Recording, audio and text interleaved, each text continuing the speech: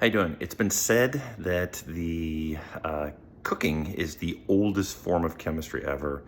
I kind of agree. So today in the kitchen, we're doing some gas laws, and here they are. So basically, I've got way too many tomatoes for my garden. Here I've got some lids that are just in hot water. And here I've got some simmering tomatoes that were blanched. You put them in hot water right from my garden, put them in hot water for 5 minutes. The peels come right off. Chop them up, toss them in the pot, get them boiling. And then over here, in here, I've got 6 or 7 jars that have been there for about a half hour at 250 degrees. Hot jars, hot tomatoes, hot lids. Let's see what's gonna happen. Okay, so we put the hot tomatoes, teaspoon of kosher salt, put the lid on, there's a little bit of air there.